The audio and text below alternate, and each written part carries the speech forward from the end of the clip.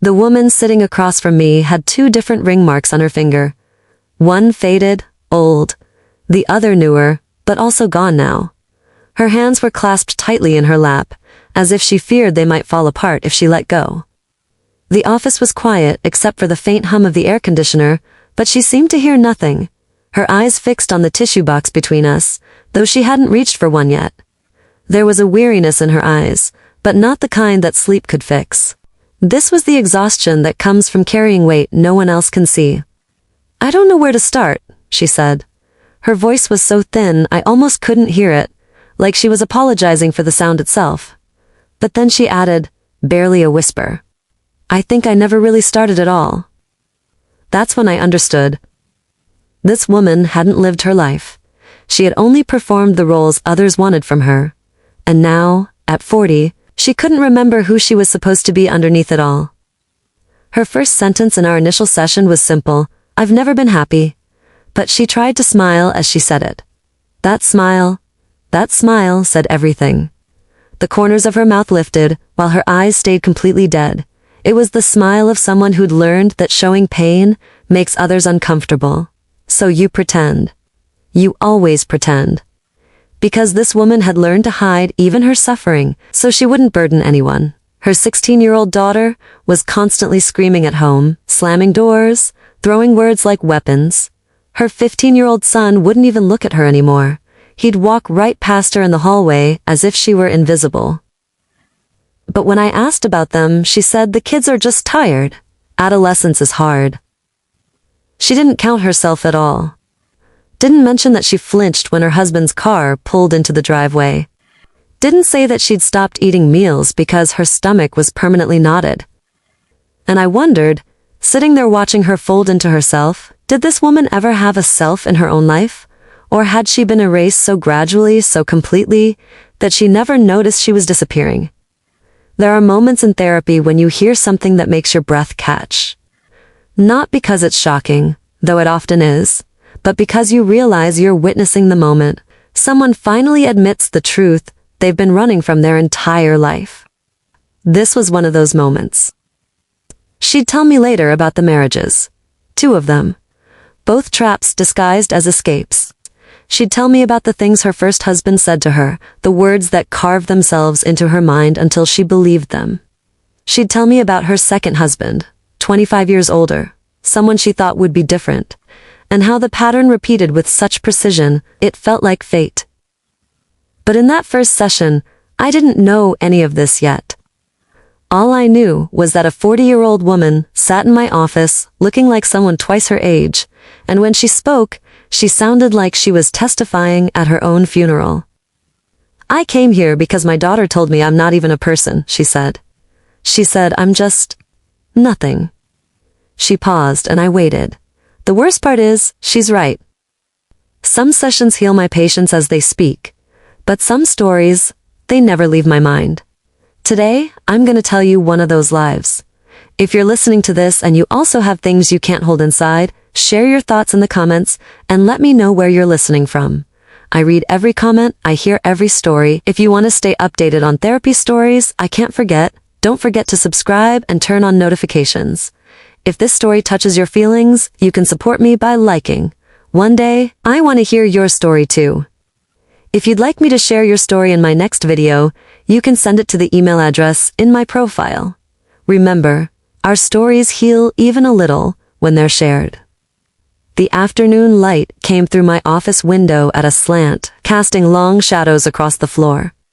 She sat in the chair designated for patients, a comfortable armchair I'd chosen specifically because it didn't feel clinical. But she perched on its edge like she was in a waiting room, not a safe space. Her coat was still buttoned, even though the room was warm. Her purse sat in her lap, hands gripping the straps. I noticed her breathing first, short, shallow breaths, the kind that comes from years of holding yourself tightly together, afraid that if you fully exhale, you might fall apart. "Thank you for coming," I said. My voice intentionally soft, non-threatening. She nodded, but didn't speak. Her eyes darted to the door, then the window, then back to the tissue box. Mapping exits. I'd seen it before, that prey animal alertness that trauma instills. "How long have you been feeling this way?" I asked, She looked at the floor. A long silence stretched between us. I let it sit. Silence is information too. I don't know, she finally whispered. Maybe? Always? Always. That word landed heavy in the space between us. I've heard it before in this office, hundreds of times. It's the word people use when pain has become their baseline, when they can't remember what normal feels like anymore. Can you tell me what brought you here today? I asked. What made you decide to reach out? Her jaw tightened. Just for a second. A micro-expression most people wouldn't catch. But I'm trained to see these flickers, these tells. That tension meant we were approaching something. My daughter, she said. Her voice caught. She said something to me last week. I waited. She said she's ashamed of me. The way she said ashamed, not with anger, not even with hurt, with acceptance, like it was a fact she'd already internalized. And I found myself wondering, how many times had this woman been told she was shameful before she started believing it? What I was observing wasn't just sadness or depression. This was something more insidious, a systematic erasure of self. When people experience long-term psychological abuse, especially when it starts in childhood and continues through multiple relationships, they develop what we call learned helplessness. They begin to believe they have no control, no voice, no right to exist as individuals. This woman's body language told me everything her words couldn't yet. The way she made herself small in the chair, the apologetic tone even when stating simple facts, the constant checking of my facial expressions to gauge if she'd said something wrong. These weren't personality traits. These were survival adaptations from someone who'd learned that taking up space was dangerous. Tell me about your family, I said gently. Your family of origin. She shifted in her seat. Her hands, which had been gripping her purse, moved to her lap, fingers interlacing and squeezing until the knuckles went white. I'm the oldest, she said. I have 2 younger brothers. My father, he was strict, traditional, and my mother, she stopped, swallowed hard. She wanted me to be perfect, the perfect daughter, quiet, obedient, helpful. I learned early that the best way to survive was to be invisible, to not cause problems. What happened if you caused problems? I asked. A bitter smile crossed her face. My father wouldn't speak to me, sometimes for days, and my mother would say, look what you've done, you've upset your father. You've brought shame on this family. She paused and I saw her eyes glisten. I was 12 the first time I understood what shame felt like. Real shame. I wanted to join the school drama club. I loved acting. It was the only time I felt like I could be someone else. But my father said no. Said it wasn't appropriate for girls to be on stage seeking attention. I begged. I cried. Her voice dropped to almost nothing. He didn't speak to me for 3 weeks. At dinner, he'd ask my mother to pass things to me rather than speak directly to me. Like I didn't exist. And my mother, she'd look at me with such disappointment, like I'd committed some terrible crime by wanting something. And there it was, the first thread. The first time she learned that wanting something for herself meant being erased, that her desires weren't just denied, they made her unworthy of basic acknowledgement. It's a lesson that, once learned in childhood, echoes through every relationship that follows. By the time I was 22, the pressure to get married was unbearable, she continued. She was speaking faster now, as if she needed to get the words out before they lodged in her throat. Every family gathering, someone would comment, when are you getting married? You're not getting any younger. Your cousins are already married with children. She looked up at me, and I saw something flicker across her face, a mix of old humiliation and anger. My mother would introduce me to men, suitable men from good families. She'd arrange these awkward meetings over tea, where I'd sit there being evaluated like livestock. They'd ask about my cooking skills, my education, but only to make sure I wasn't too educated. They'd look me over, and I could see them calculating whether I was pretty enough, subservient enough, traditional enough. How did that make you feel? I asked, though I suspected I knew. Like I was being sold, she said quietly, like I had an expiration date. Her hands were trembling now. She noticed and clasped them tighter. When I was 23, I told my parents I wanted to wait, that I wanted to work for a few more years, save money, figure out what I wanted. My father said, what you want doesn't matter. What matters is family honor. You're making us look bad. She took a shaky breath. So when he proposed, the man who would become my first husband, I said yes. I didn't love him, I barely knew him, but I thought, maybe this is how I escape. This is a critical pattern in abuse cycles. The victim attempts to escape one controlling environment, only to enter another. Because when you've been conditioned from childhood to believe that your autonomy doesn't matter, that your feelings are irrelevant, you don't develop the internal compass needed to recognize red flags. You're so focused on escaping the immediate threat that you don't see you're running toward another trap. And society reinforces this, especially for women from traditional families, where marriage is presented as freedom when it's often just a transfer of ownership. The first few months seemed fine, she said, and her voice took on that flat, disconnected quality people use when they're dissociating from painful memories. He was nice to me in public, polite. His family seemed pleased with the match. Everyone told me how lucky I was. Lucky. I made a mental note of that word. It would come up again and again. We moved into an apartment his parents owned. He worked in his father's business. Everything seemed normal, structured, safe. She paused, and I saw her eyes go distant, like she was watching a film of her own life. When did that change? I asked softly. I don't know if it changed, she said slowly, or if I just started seeing clearly. This is the moment when the cognitive dissonance begins. When the victim starts to realize that what they thought was safety was actually just a prettier cage. But acknowledging that means admitting you've made a terrible mistake. And when your entire family and community has invested in this marriage, that admission feels impossible. It started small, she said. Little comments. He'd say things like, "You're lucky I married you. My mother wanted me to marry my cousin, but I chose you instead." He'd say it casually, like he was stating a fact, not delivering an insult. She shifted in her seat, and I noticed her rubbing her left wrist, a self-soothing gesture. Then the rules started. He had opinions about everything. What I wore, how I styled my hair, who I could talk to. At first, I thought he was just traditional, protective even. My mother said, "He cares about you. He wants you to be respectable." "What kind of rules?" I asked, needing specifics. She looked at her hands. I couldn't wear certain colors. Red was too attention-seeking. I couldn't cut my hair without his permission. I had to ask before calling my own mother.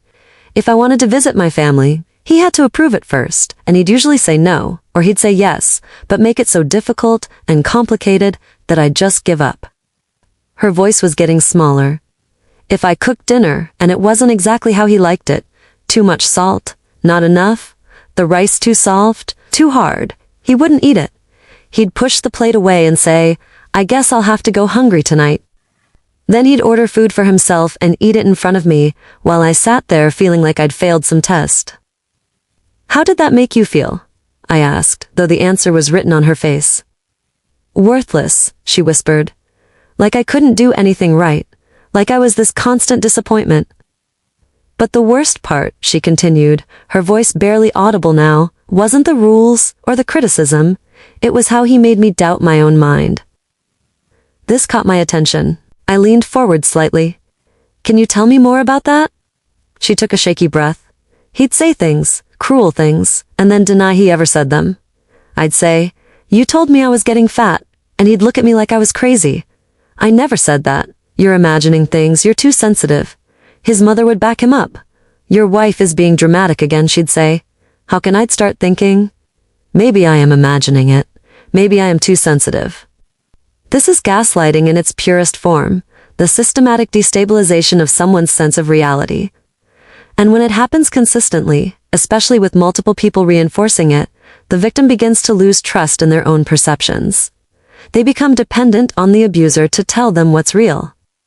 What she's describing is a technique called crazy making. The abuser deliberately creates situations where the victim questions their own sanity. They deny obvious facts, rewrite history, and recruit others to support their version of reality. This serves multiple purposes. It makes the victim doubt themselves.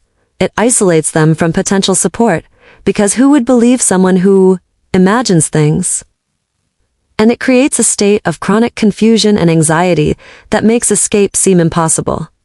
The victim becomes so disoriented that they cling to the abuser as the only stable reference point, even though the abuser is the source of the instability.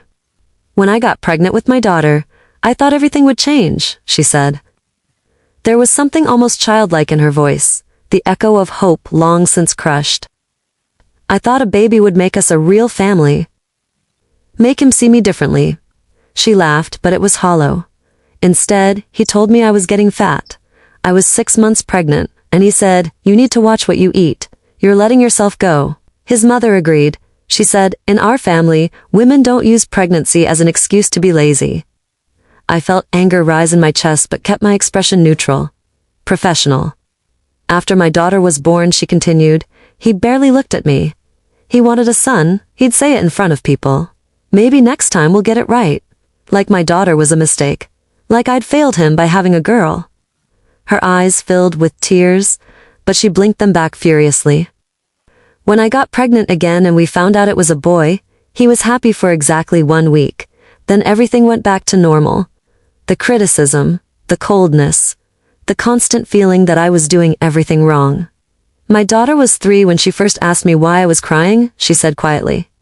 I was in the bathroom, trying to be quiet, but she heard me. She came in and said, "Mommy's sad." And I had to smile and say, "No, sweetie, Mommy's fine." She looked up at me and her face crumpled. I lied to her. I lied to my baby girl and taught her that when you're hurting, you pretend you're fine. I taught her that women hide their pain. And this is how trauma passes down. Not always through direct abuse, but through the lessons we teach without meaning to. The daughter watches her mother disappear, and she learns that this is what women do, that this is what love looks like. "What made you finally leave?" I asked. She was quiet for a long time. The air conditioner hummed. Outside, I could hear traffic, distant sirens, life continuing while we sat in this small room, excavating her pain. "My daughter," she finally said. She was 9. We were at dinner and I'd made her favorite meal. She was excited, chattering about something that happened at school, and he told her to be quiet, said, "Children should be seen, not heard." Her hands clenched into fists. She looked at me, like she was asking for help. And I opened my mouth to defend her, but nothing came out. I froze, and he saw that. He smiled and said, "See, even your mother knows you talk too much." Tears were streaming down her face now. My daughter's face? She looked so betrayed. So hurt. And that night she came to my room and said, "Mommy, why do you always say sorry?" And I realized I was teaching her that this was normal, that women apologize for existing, that fathers get to be cruel and mothers just accept it. She looked directly at me, her eyes red and fierce. So I left. I took the kids and I left. His family was furious. They said I was breaking up a home. They said I was selfish, that I wasn't thinking about the children. My own family was disappointed. "You should have tried harder," my mother said. "Marriage is hard for everyone." This is the pivotal moment, when protecting herself wasn't enough, but protecting her children was. It's common for abuse victims to tolerate suffering themselves, but draw the line when their children are threatened. However, this creates a deep wound of guilt, the feeling that they should have left sooner, that they failed by staying as long as they did. That guilt becomes another layer of trauma that needs healing. "The next few years were a battlefield," she said, her voice steady now, but heavy with exhaustion. I was working 2 jobs, one during the day as a receptionist, another at night cleaning offices. The kids barely saw me. When I was home, I was too tired to really be present. She rubbed her temples. My daughter started acting out. She'd scream at me, tell me she hated me, say I'd ruined her life. My son just withdrew. He'd stay in his room for hours, wouldn't talk to me, wouldn't look at me. "How did that feel?" I asked. "Like I'd traded one nightmare for another," she said flatly. "I'd left their father to protect them, but I'd made everything worse. We lived in a tiny apartment. We didn't have money for extras. No birthday parties, no new clothes, no fun. Just survival." She looked down at her hands. My daughter would say, "I wish you'd stayed with Dad. At least we had a nice house." And I couldn't explain to a 10-year-old that a nice house doesn't matter when your soul is being crushed. She just knew that life was harder now, and it was my fault. This is the cruelty of leaving abuse. The immediate aftermath is often worse materially, and children, who don't fully understand the dynamics, blame the parent who disrupted their normal. The victim is punished for escaping, and that punishment comes from the very people they were trying to protect. When my son turned 12, things got worse, she continued. He started getting into fights at school. The principal called me in multiple times. He was failing classes, skipping school. The school counselor said he needed stability, that he needed a father figure. She let out a bitter laugh. A father figure. Like that was the magic solution. Like having a man in the house would fix everything, regardless of whether that man was good or bad. What did you think about that? I asked. She looked at me, and I saw shame wash over her face. I thought maybe they were right. Maybe I'd been selfish. Maybe my kids didn't need a father, even if I didn't need a husband. I thought, if I could just find someone stable, someone kind, someone who could be a role model for my son. She trailed off, and I knew where this was heading. This is where society's narrative becomes particularly damaging. The message that single mothers are inherently inadequate, that children need a father figure regardless of quality, pushes vulnerable women back into relationships out of guilt rather than desire. The focus shifts from, is this person good for us, to do we look complete to others? And predators sense this desperation. They position themselves as saviors, knowing the victim is primed to overlook red flags in exchange for the appearance of stability. I met him through a family friend, she said. Her voice had gone flat again, emotionless. He was 65. I was 38. He'd been widowed for 5 years. He seemed safe, gentle. He had money, stability. He said he understood the struggles of raising teenagers, that he wanted to help. What was your initial impression of him? I asked. I thought he was kind, she said simply. He'd bring gifts for the kids, nothing expensive, just thoughtful things, books for my daughter, a soccer ball for my son. He'd ask them about school, listen to their answers. My son started talking more. My daughter seemed less angry. She paused. I thought I'd finally gotten it right. I thought this was what a healthy relationship looked like. But trauma has a way of leading us back to familiar patterns. Because we haven't healed the wound, we can't see the warning signs. We're so desperate for a different outcome that we ignore the evidence, screaming that history is repeating itself. The change was gradual, she said. So gradual I didn't notice at first. After we got married, we dated for 8 months, then married quickly because, he said, why wait at our age? Things started shifting. She took a deep breath. He started making comments about my age. You know, at 40, you're lucky I find you attractive. Most men would want someone younger. He'd say it with a smile, like it was a compliment, like I should be grateful. Her jaw tightened. Then the control started. Just like before. What I wore, how I spent money, even though I was still working, earning my own income. He'd say, you need to ask me before buying things. This is a partnership. But it wasn't a partnership. It was him making decisions and me following them. The worst part was how he used my kids, she said, and for the first time I heard real anger in her voice. He'd undermine me in front of them. I'd tell my daughter she needed to come home by 10 p.m., and he'd say, your mother is being too strict. I think 11 is fine. Then he'd turn to me and say, you need to stop being so controlling. She was gripping the arms of the chair now. With my son, it was different. He'd be harsh, critical. He'd say my son was lazy, disrespectful, headed nowhere. He'd tell me, this is what happens when there's no father in the house for years. The boy has no discipline. Then he'd try to fix him with cruel rules and punishments. How did your children respond? I asked. They turned on each other, and on me. My daughter started staying out late, drinking, seeing older boys. My son became more withdrawn, more angry. They'd fight constantly.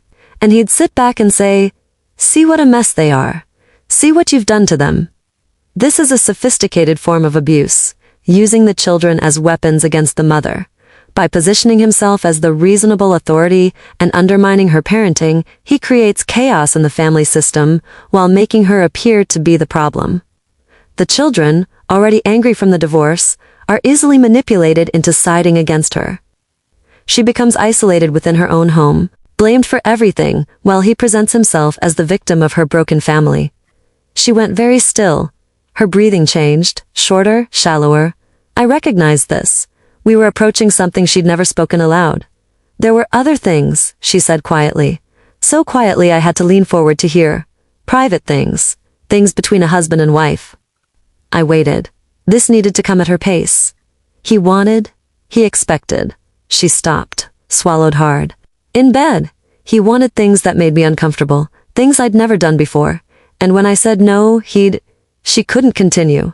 Tears were streaming down her face silently. Take your time, I said gently. You're safe here. After a long moment, she continued. He'd stopped talking to me. For days. In front of the kids, he'd make comments. Some women don't appreciate what they have. Some women are cold. And my daughter heard him. She asked me once, Mom, why are you mean to him? Her voice broke. So I'd give in, because I couldn't handle the coldness, couldn't handle my own children thinking I was the problem, and every time I did, I felt like I was dying inside, like I was losing more of myself. This is the part of abuse that victims often never speak about, the intimate violations, the sexual coercion that doesn't fit our cultural narrative of rape because it happens within marriage, because it's achieved through pressure rather than force. But make no mistake, this is violence. This is violation. Sexual coercion is rape. Full stop. When someone is pressured, manipulated, or emotionally blackmailed into sexual acts they don't want, that is not consent. Consent given under duress, given to avoid punishment or coldness or consequences, is not freely given consent. And for this woman, who'd spent her entire life learning that her body wasn't her own, that her boundaries didn't matter, who'd been taught that a woman's role is to please and submit, she had no framework to understand that what was happening to her was assault. She blamed herself. Thought she was failing as a wife. Believed the problem was her coldness rather than his violence. Last week, everything came to a head, she said. Her hands were shaking so badly she had to clasp them together to still them. My daughter and I got into a fight. She wanted to stay overnight at a boy's house. I said no. She exploded. She closed her eyes. She screamed at me, said I was a hypocrite, said I let men use me, but won't let her live her life. She said, her voice dropped to a whisper. She said, You're not even a person, Mom. You're just nothing. You're weak. You're pathetic. I'm ashamed of you. The room was absolutely silent except for the sound of her crying. And my husband, he was right there. He heard everything, and he said nothing. Didn't defend me, didn't tell her that was inappropriate. He just sat there with this little smile on his face, like he agreed with her. The daughter has become what she feared, someone who sees her mother as worthless. The abuse has successfully transmitted across generations, not through the daughter being abused directly, but through watching her mother's erasure and learning but this is what women are. My son was there too, she continued. He didn't say anything, just looked at me with these empty eyes, then he got up and left, and I realized, I've lost both of them. They don't see me as a person. They see me as this weak thing that lets people walk all over her. She looked up at me, her face streaked with tears. And they're right. That's exactly what I am. This is the culmination of decades of conditioning.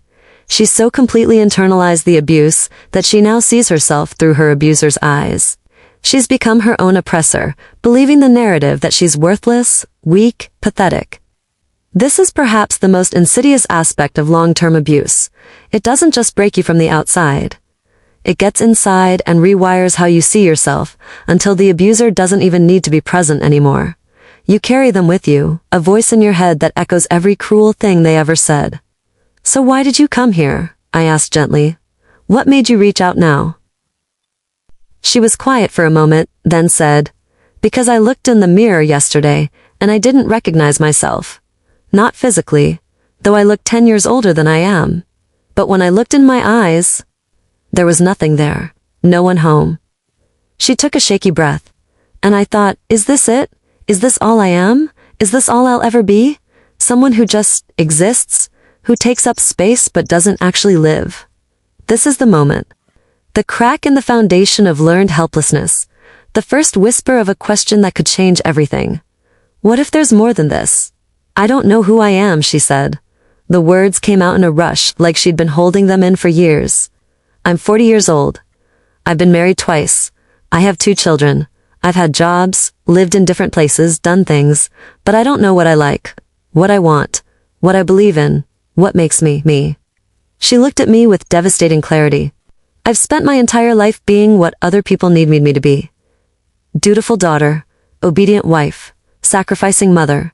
And now I don't know if there's anything underneath all that. If I strip away all the roles, is there anything left? Do you want there to be? I asked carefully. She didn't answer immediately. When she did, her voice was so quiet I barely heard it. I'm afraid there's nothing there. That I'm just empty. And that terrifies me. But you know what terrifies me more? What? That my daughter is going to become me. That she'll spend her life disappearing from men. That she'll look in the mirror at 40 and not know who she is. And it will be because I taught her that's what women do. This is breakthrough moment. Not recovery. We're nowhere near that yet. But awareness. The recognition that the pattern doesn't just affect her, but is transmitting to the next generation. Sometimes we can tolerate infinite suffering for ourselves. But when we see our pain becoming our children's future, that's when change becomes possible. That's when the cost of staying becomes greater than the fear of leaving. Is it too late? She asked, and her voice cracked. Is it too late to figure out who I am? To change? To show my kids something different? I leaned forward slightly, making sure she could see my face, rid my expression. It's not too late, I said firmly, but it's going to be hard. Because the person you need to learn to know, to trust, to protect, to value, is yourself. And right now, you've been taught that you're the last person who matters, that everyone else comes first, that your needs, your feelings, your desires are irrelevant. She nodded, tears streaming down her face. But here's what I know, I continued. You walked into this office today. You asked for help. That took courage. That took strength. You may not see it yet, but I do. I want to give you something to think about between now and our next session, I said. It's going to sound small, maybe even silly, but I want you to do it anyway. She looked at me. I want you to buy yourself strawberries, I said. She blinked. What? Strawberries? Just for you. Not for your husband. Not for your kids. For you, I want you to go to the store, choose strawberries that look good to you, buy them with your own money, take them home and eat them, slowly, paying attention to how they taste. I don't understand, she said. Tell me, when was the last time you chose something just because you wanted it? Something small just for pleasure? She stared at me, thought, and then her face crumpled. I don't remember. Exactly, I said gently. We're going to start rebuilding your sense of self with the smallest possible steps. Choice, desire, pleasure. These are things you have a right to. So this week, you're going to practice choosing something for yourself. The following week, she came back. She looked different, more present somehow, though her shoulders were still hunched, her movements still cautious. I bought the strawberries, she said as she sat down. There was something almost defiant in her voice, like a child reporting that they'd done something slightly rebellious. Tell me about it, I said, settling into my chair. I went to the grocery store after work. I stood in front of the strawberries for probably 10 minutes. It felt ridiculous. They're just fruit. But I couldn't decide. I kept thinking, what if I picked the wrong ones? What if they're too expensive? What if someone needs the money for something more important? She looked down at her hands. But I remembered what you said, so I picked them, the ones that looked best to me, and I bought them. How did that feel? I asked. Terrifying, she said immediately. Like I was doing something wrong, wasteful, selfish. I almost put them back 3 times. She paused, and something shifted in her expression. But I didn't. I took them home, and they tasted good. But then something happened, she continued. Her face darkened, the brief moment of lightness evaporating. My husband saw them, in the refrigerator. He asked who they were for. I said they were for me. She stopped. I waited. He laughed. He said, since when do you get special treats? Then her voice dropped. He ate them, most of them, right in front of me. He stood there at the refrigerator eating my strawberries, making comments about how I'm getting soft, how I think I deserve luxuries. How maybe if I wasn't spending money on myself, we'd have more for important things. I felt anger rise in my chest. Hot, sharp anger at this man who couldn't even let her have fruit. But I kept my face neutral, professional. How did you respond? I asked. I didn't, she said flatly. I just watched him eat them. And I felt so stupid. For thinking something as small as strawberries mattered, for believing I could have something just for me. This is textbook coercive control. The abuser senses when the victim is starting to reclaim any shred of power, even in the smallest way. And they crush it. They mock it. They literally consume it. It's not about strawberries. It's never about the actual thing. It's about maintaining absolute dominance. It's about reminding the victim that they have no right to anything. Not food, not choices, not pleasure. Nothing belongs to them. Everything can be taken away. That night, she continued, her voice shaking now, my daughter had a complete breakdown. She came home past curfew drunk. I tried to talk to her, and she just exploded. She closed her eyes like she was seeing it all again.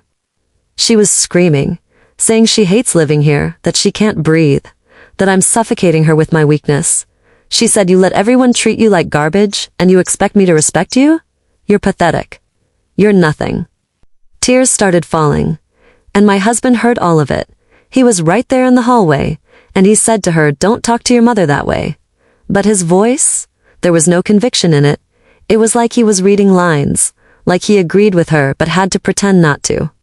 She looked at me, her eyes desperate. She's 16, she's so angry all the time, she's drinking, staying out all night, seeing boys who treat her terribly. And I watch her, and I see myself. I see her learning that this is what women do, that we disappear, that we accept, that we have no value. And this is the cruelest inheritance, not money or property, but patterns. The daughter is learning not from words, but from witnessing. She's learning that women have no boundaries, that we accept mistreatment, that our anger turns inward or gets displaced onto other women. She's learning to hate her mother for being weak, but she's also learning that weakness is what women are. My son, she said quietly, he doesn't yell like his sister. He just disappears. Into his room, into his phone, into himself. But last night he said something. She took a shaky breath. I knocked on his door to tell him dinner was ready. He said through the door, why are you still here, Mom? Why don't you just leave? And I said, what do you mean? And he said, you're miserable. We're all miserable. But you just stay. You just keep taking it. And it makes me hate you. Because you won't even fight back. She was sobbing now, ugly crying, the kind that comes from deep in the chest. Even my son sees it. Even my 15-year-old son knows I'm weak. Knows I'm nothing. Stop, I said, my voice firm but not harsh. I need you to hear what I'm about to say. Can you do that? She looked up at me, startled by the directness. Your children are angry because they're terrified. They see you disappearing and it scares them more than anything else in the world. Because if you, their mother, their model for how adults survive in this world, can be erased, what does that mean for them? She started to speak, but I held up my hand. Your daughter isn't angry at you because you're weak. She's angry because she's watching you be destroyed, and she's powerless to stop it. And her anger is coming out as contempt, because contempt is easier to feel than fear.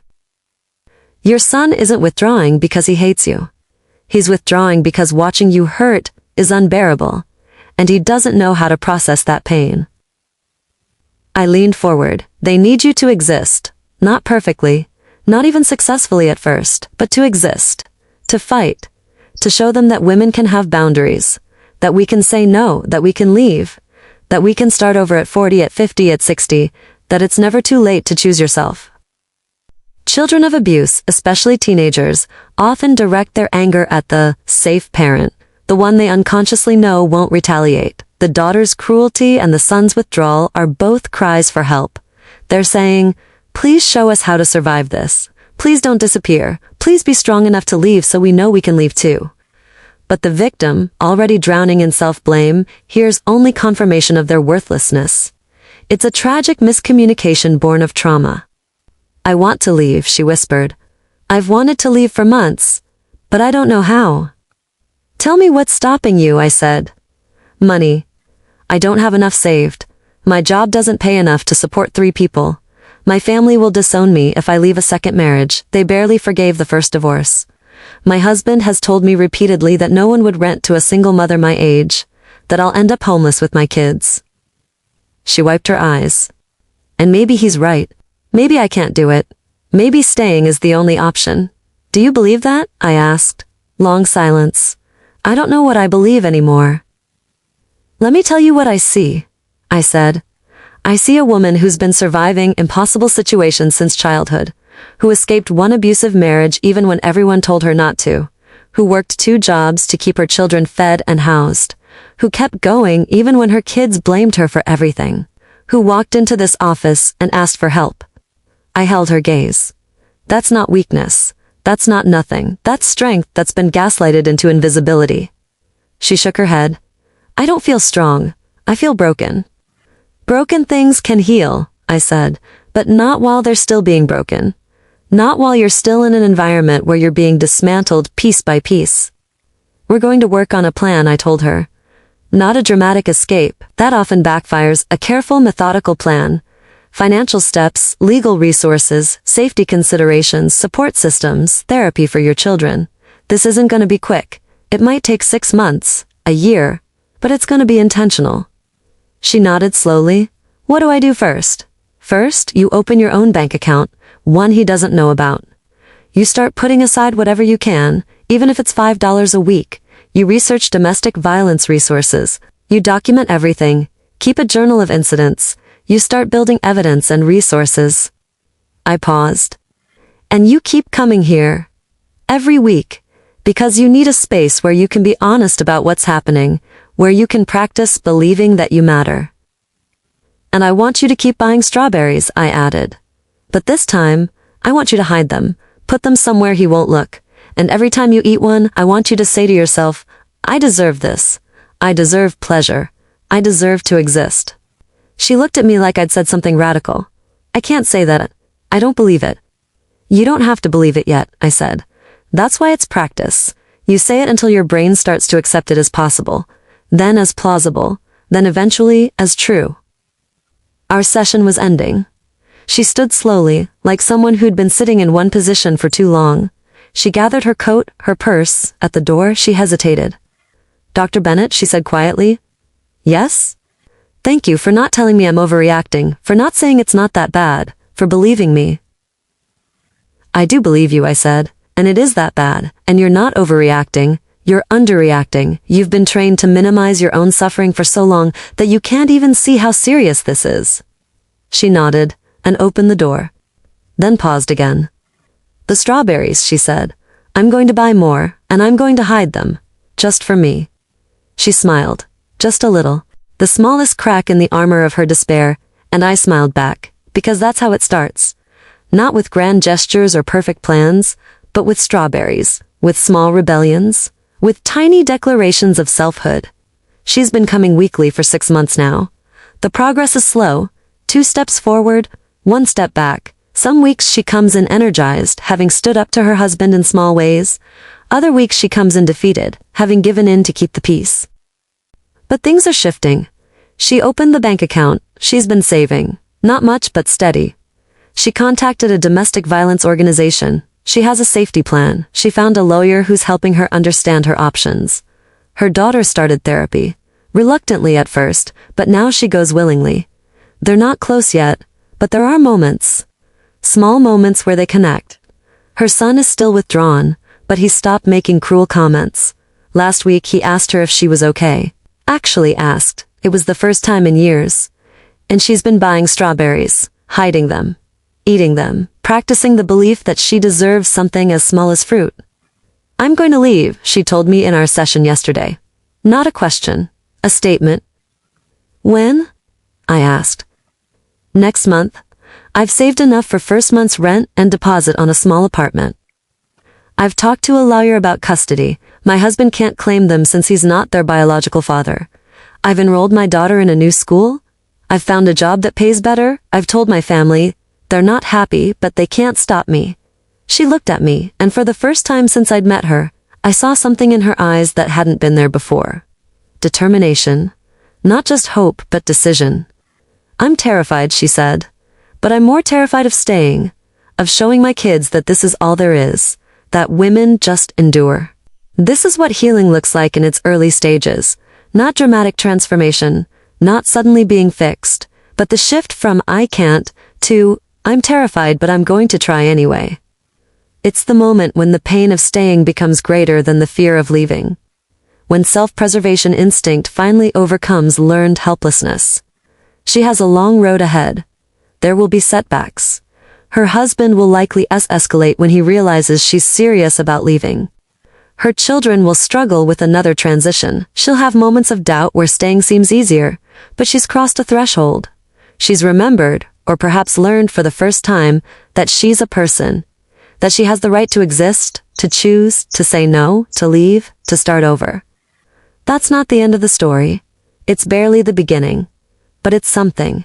It's the tiny crack in the foundation that, with time and support, can become an opening, an exit, a new door. I've sat in this office for 22 years. I've heard thousands of stories. Some stay with me for a few days, others stay with me forever.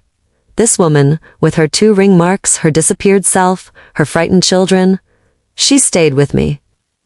Not because her story is unique. That's the tragedy. It's not unique at all. But because she represents something so many people are living right now. Right this moment. In homes that look fine from the outside, in marriages that seem stable to neighbors, in lives that function on the surface while underneath, there's erasure happening. What struck me most about her case wasn't the abuse itself, though it was severe. It was how thoroughly she'd been conditioned to not see it as abuse, how she'd internalized every message, that she was lucky, that she should be grateful, that the problem was her sensitivity, her coldness, her failure. When abuse is chronic and begins in childhood, it doesn't just hurt you, it rewires how you understand reality. It becomes your normal. And then when you encounter it again as an adult, you don't recognize the danger because it feels like home. But here's what I learned from her. It's never too late. At 40, after 2 marriages, after years of conditioning, after believing yourself to be nothing, you can still remember that you're someone. You can still choose differently. It starts small. With strawberries. With saying no once, with walking into a therapist's office. With one tiny decision that says, I matter. And from that tiny seed, if we're patient, if we nurture it, if we protect it from those who would crush it, something can grow. Not perfection, not a Hollywood ending, but a self, a life, a chance. I hope this story has helped you look at your own life, your feelings, or the people around you with different eyes. I hope this story has helped you understand yourself and others better. If you're in a situation where you're losing yourself, where you can't remember the last time you chose something just for you, where you're apologizing for existing, please hear this. It's not too late. I'd love to hear something about you in the comments, to know you and your story a little more. If you want to share what's going through your mind, you can write to the email address in my profile. And if this story touched you, don't forget to like the video and subscribe. To stay updated on the next real-life story, you can click the bell icon to turn on notifications. Maybe today you start with something small. Maybe today you buy yourself strawberries.